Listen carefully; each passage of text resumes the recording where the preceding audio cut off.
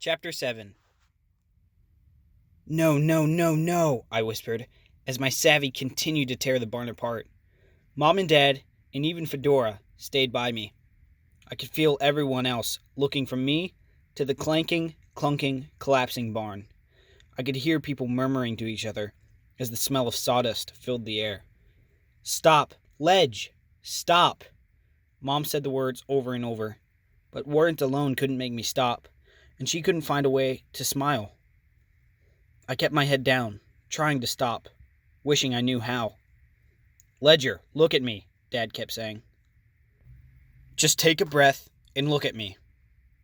I couldn't meet Dad's eyes, not while I was destroying everything around me.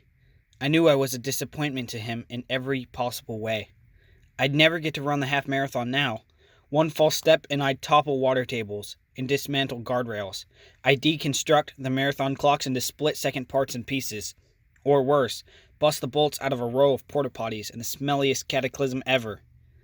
Hearing a loud pop, I looked up in time to see two thick cables crash down into the garden, sparking and snapping like electric eels caught on dry land. "Watch the power cables!" someone shouted. "No one go near them!" "I suppose you want me to do something with those?" I heard Rocket say.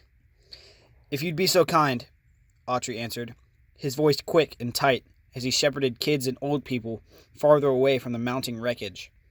"Happy belated birthday, Ledge," Rocket growled as he moved past me toward the garden, picking his way carefully toward the fallen electrical lines. "Rocket!" Fee called out, making him turn. "Avoid the worst! Put safety first!" "No worries, little cousin," he called back with a smile, lit by fitful flashes coming from the down lines. "Just don't try this at home." As Rocket's gaze fell across me, his smile vanished. The look that replaced it was sharp enough to make me suck in my breath. Rocket moved into the garden, stopping at the place where the cables twitched and seized among the radishes, igniting the air with lethal-looking volts. My mouth went dry as I watched my cousin pick up the fallen electrical lines like they were as harmless as a pair of green garden hoses. Pulling the two cables together in one hand, he clamped his other hand down over the sparking ends and held on tight. Electric currents shot up his arm and danced around his neck and chest. After draining the cables, Rocket moved back in my direction. Lit up and crackling, he came to a halt 10 feet away, at what I hoped was a good, safe distance between an electric man and a demolitions boy. His shoulders rose and fell with every breath. The air around him seethed and shimmered. I tried to swallow, but couldn't. My heart thumped so hard I thought it might explode. Instead, with a crack like thunder, the last beams of the barn's roof fell in at once. Creaking and groaning, the walls followed, sending shards of wood flying in every direction. There was a sudden cry and all heads turned. "You're hurt!" Molly's voice was soft as she tenderly touched Fish's cheek.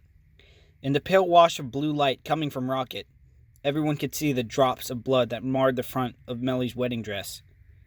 My cousin wasn't badly hurt, but his cheek was bleeding, gouged by something sharp and airborne, a nail or a splintered piece of wood. I knew Fish's injury could have been much worse, and I was glad I was already on my knees. It made saying a prayer of thanks that much easier. Bitsy pushed her wet nose under my mom's arm, trying to give me big, sloppy, reassuring dog kisses. The savvy monster inside me had worn itself out. The barn was like a straw hat sat on by an elephant. It couldn't get any flatter. The awful prickling sensation was beginning to ebb. My hands no longer itched. "Why is it always my face?" Fish asked, as Melly pressed a kerchief to his cheek. A mizzling smatter of raindrops licked the gravel around us, triggered by the pain in Fish's cheek. But he could scumble a savvy no problem, and the paltry rainfall ended as quick as it began. As soon as Rocket saw that Fish and Melly were all right, he charged toward me, stomping so close I could feel every hair on my head and arms stand up. "You've got to be more careful, Ledger," Rocket shouted. "You better learn that quick." "Back off, son." My dad was on his feet, stepping between me and Rocket. I opened my mouth to say something. Anything. Sorry, maybe. But before I could form a single word, a siren chirped in the distance, and Rocket turned sharply. There was a collective gasp, from the assembled crowd. No one could mistake the sight or sound of the sheriff's vehicle rumbling down the gravel road toward us. Rocket took off in a blur, headed for the hills. Of all the things that would be difficult to explain to the sheriff, Rocket's bright blue glow just might top the list.